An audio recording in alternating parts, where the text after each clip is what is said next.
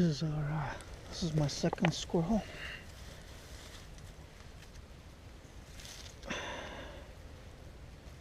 Shot him dead in the chest.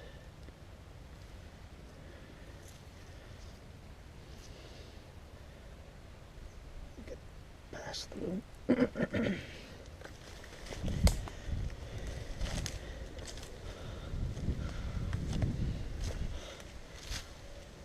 One.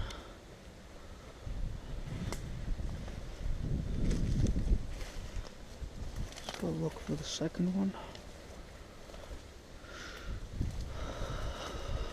Or the first one, actually.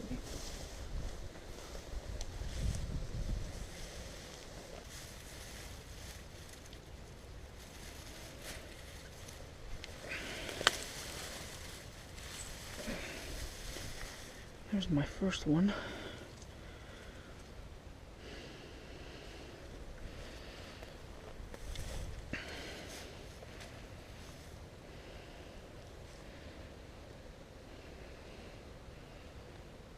Got him right on the shoulder. Dropped like a stone. Now let's go for the third little bugger.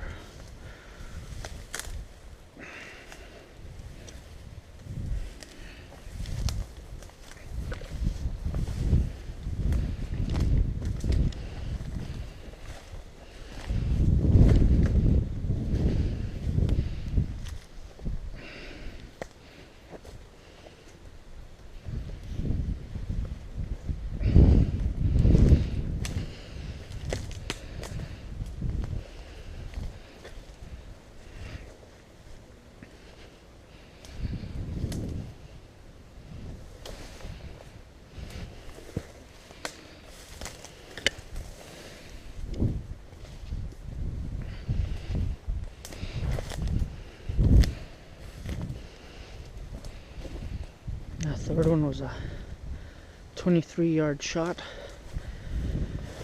which is not far by any means.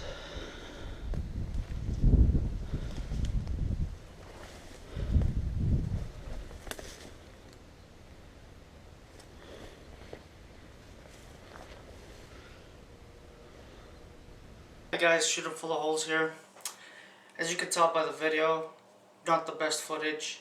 When you use those GoPros, it's mainly designed to capture you in the moment and not really the moment around you kind of thing. So that was wide angle cameras. They don't do the best in picking up, you know, things that are a little further away past the 10 yard mark. I got to actually shoot 3 squirrels. Unfortunately, I didn't get to push the button on the first 2. So all we have is the recording from the last one and where I went to retrieve them. I have the pellets that I shot all 3 squirrels with, so I was able to retrieve those. But having said that, unfortunately that kind of scares me a little bit, because I was expecting complete pass-throughs from that 2240.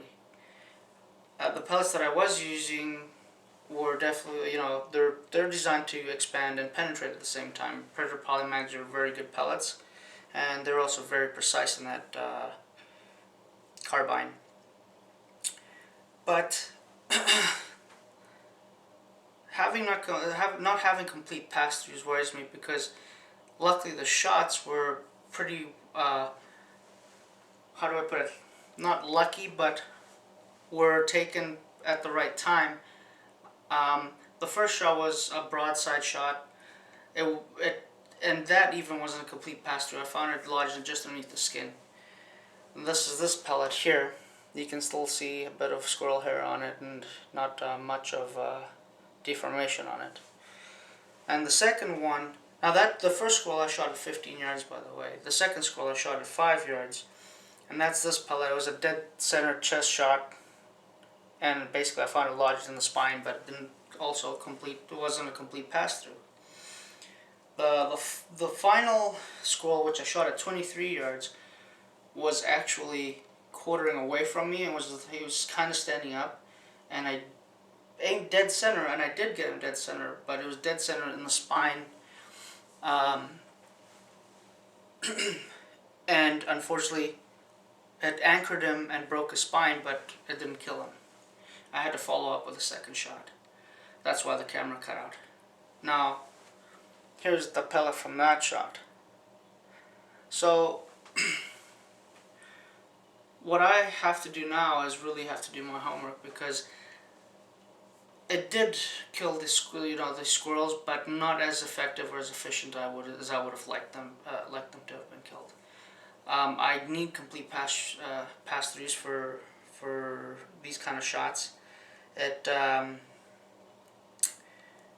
is essential, because if there's a leg in the way or something, then I'm just gonna maim the animal. So I was lucky with these shots that two of them died pretty much instantaneously, but the third one, not until I got to him. So the choices that I have are either to tweak the gun and get more velocity out of it. Now the velocities that this gun's giving me is anywhere between 600 and 700. Now I'll say that anywhere between 600 and 700 because it just depends on the pellets that I'm using, and somewhat if I'm using CO2 or the HI-PAC. That's one of the reasons why I bought the HI-PAC, to keep the velocity at a constant in colder temperatures, because the CO2 powerlets won't do that. With the temperature drops, so does the power. So that's something that you really have to think about. So, like I said, one of the things I can do is tweak the gun and try to get more velocity out of it, which is very tough because I've already tweaked a lot of things on that gun. I mean, you're pushing the limits on what you can tweak on it now. I've tweaked valves and springs and barrels, so maybe velocity isn't the way to go. But the other thing is that this thing shoots super accurately with the velocity it's shooting now. So the second option that I have is to have a better pellet selection. So I can use maybe domed pellets or pointed pellets. The other thing is I can use heavy pointed pellets or heavy domed pellets. Both, which I think are the solution, and the heavier and the pointier I think the better. But it all comes down to the accuracy. I'm not going to use heavy pointed pellets that are inaccurate. Then what's the point? So that's what I'm taking from this experience, is back to the drawing board and coming up with a new solution. And I'm going to follow up on that later with another video, part 2 hopefully, or we'll see. But I hope you also think about your pellet selection. Any air rifle that is shooting between 600 and under 800 feet per second, I would say that you would have to really do your homework when it comes to pellet selection, especially on squirrels and rabbits. In my opinion, that 2240 is not rabbit worthy, not at this moment. But any rifle that shoots 800 to 1,000 feet per second in the 22 caliber, in my opinion, is more than worthy, and pellet selection isn't as critical. But it does have to be accurate. So anyway, guys, thank you very much for watching my video. I hope you enjoyed it. I hope you got some useful information out of this. And like I always say, grab an air rifle, go out in the woods, put up a target, shoot them full of holes.